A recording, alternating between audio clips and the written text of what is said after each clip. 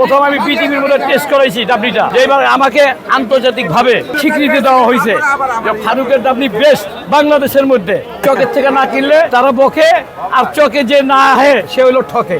কাকা আসসালামু আলাইকুম। আসসালাম, কেমন আছেন? আলহামদুলিল্লাহ ভালো আছি, আপনি ভালো আছেন? এই তো আলহামদুলিল্লাহ ভালো। কাকা এইবারে কি কি নিয়ে আসলেন আপনি? আমি তো সবসময় যেটা বিক্রি করি ওইটাই বিক্রি করতেছি। ডাবলি আনছি, ছোলা আনছি, শাহি ছোলা আর ডাবলি আনছি। আর আমার ডাবলি তো বুঝে নিই, এটা তো আগের থেকে পাকিস্তান পিরিয়ডের থেকেই তো নাম করা ডাবলি।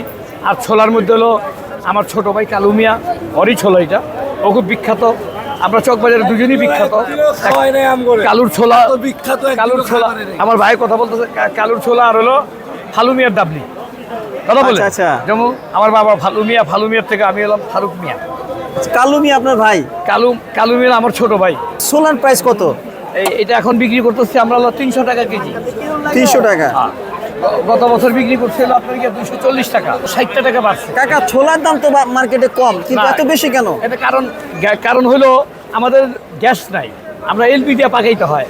আগে এলপি ছিল 1200 টাকা, এখন ওই এলপি হয়ে গেছে 1800 2000 টাকা। তো এই টাকাটা আমাদের যেতেছে। আর এলপি সম্পূর্ণভাবেই গ্যাস নাই, শুধু চুলা নিয়ে বসে থেকে গ্যাস নাই। এখন এলবিটা দোকানদারি করতে হলে এলবি লাগবে। এলবি এখন এটা খরচটা বেশি হয়ে গেছে। তো এই জন্য আর কি এখন কাস্টমার যারা আগে 20 টাকা নিত তারা এখন 30 টাকার নেয়, তারা ওইভাবেই নিতেছে, আমরা ওইভাবেই বিক্রি করতেছি। একটু খরচটা বাইরে গেছে আর কি এদিক দিয়ে। তাই এরপরে মনে করেন অন্য বছর থেকে এই বছরের সমাগমটা একটু বেশি।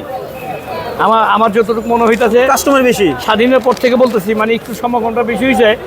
সম্ভবত মানুষ উন্মুক্ত হয়ে গেছে, মানে মানুষের ভিতরে মনে একটা শান্তি ফিরে আসছে, এরকম একটু মনে হইতেছে আর কি। আর বিশেষ করে মনে করেন আমাদের যে বর্তমান যে হাবিব ভাই, আমাদের যে এমপি সাহেব, উনি খুব এই ইফতারি প্রতিটা খুব লক্ষ্য রাখছে, যাতে কোনো গ্যাঞ্জাম না হয়, কোনো চাঁদাবাজিটা না হয়, এদিকটা খুব একটুই রাখছে। তো এই জন্য একটু বেশি ভালো লাগতেছে। খুব সুন্দর, কত 20 টাকা বুঝলেন, এই জন্য আর কি একটু বেশি ভালো, অতিরিক্ত ভালো লাগতেছে আর কি। কোনো গ্যাঞ্জাম নাই, কিছু নাই। আর এবার দোকানও গতবার থেকে কিছুটা বাড়ছে, কিছুটা বেড়ে গেছে দোকানদার। আগের কিছু দোকানদার কমছে, নতুন কিছু দোকানদার আবার এখানে আসছে। আচ্ছা, যেমন কিছু লোক মারা গেছে, কিছু লোক আবার নতুন করে এই চকবাজারে নতুন করে আইসা পড়ছে। তো মোটামুটি পূর্ণ হয়ে গেছে, ওই আগের মতোই হয়ে গেছে আর কি। দামটা হলো আমি গত বছর বিক্রি করছি 20 টাকা রাখি, 20 টাকা। গত বছর বিক্রি করছি 120 টাকা, এবার বিক্রি করতেছি 140 টাকা। 140 টাকা মানে 20 টাকা বাড়ছে। 20 টাকা বাড়ছে কেজিতে 20 টাকা বাড়ছে। আচ্ছা আচ্ছা। ওই বাড়ার কারণ হলো বিভিন্ন জায়গা দিতে পারছে। ওই বললাম না, প্রথম গ্যাসের দিকে গেছে, এরপরে ময় মশলার দিকে গেছে, সবই মানে একটু বাড়ছে। আমরা কেজিতে 20 টাকা বাড়াইছি। আচ্ছা, তো তাতে যে রোজাদের যে কোনো অসুবিধা হচ্ছে তা না, কারণ সেটা আমরা রোজাদারও বুঝা মাইনা নিছে, তারাও মাইনা ওইভাবে নিতেছে কথা বলে, যার যতটুকু সাধ্য। আর সবচেয়ে মজার ব্যাপার হইলো এই চকবাজারটা একটা জিনিস, খুব মজার জিনিস, যে এখানে 10 টাকার থেকে নিয়ে 500 টাকার পর্যন্ত জিনিস পাওয়া যায়। আচ্ছা, হ্যাঁ।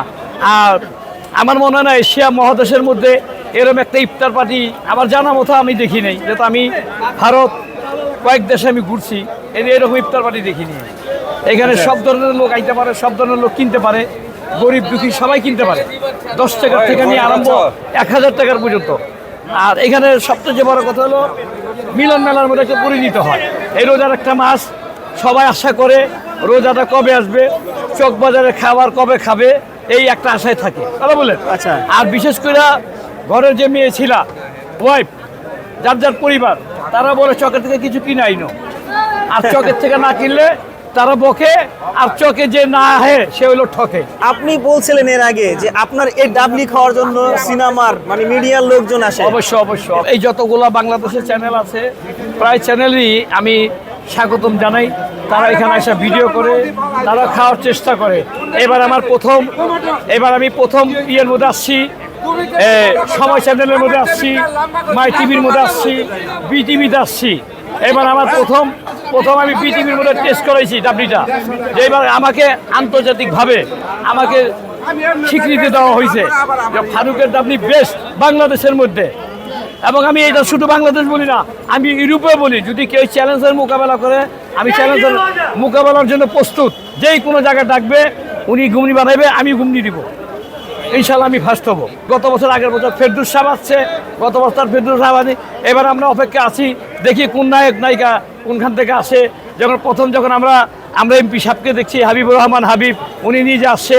এরপরে আমরা আশা করতেছি প্রধানমন্ত্রী তারেক জিয়া, যদি উনিও আসে তাও আমরা তাকে আরও স্বাগতম জানাবো, যেহেতু উনি তারেক জিয়া কলম এর আগেও কলম এই বাংলাদেশের মধ্যে যখন ক্ষমতা ছিল তখনও কলম আসছিল চকবাজারে। তা আমরা এবারও আশা করি উনি যাতে একটু চকবাজারে একটু আইসা যায়, আমাদের যেমন একটু দেখা যায়। ধন্যবাদ থেকে অসুস্থ ধন্যবাদ, আপনার চ্যানেলকে ধন্যবাদ।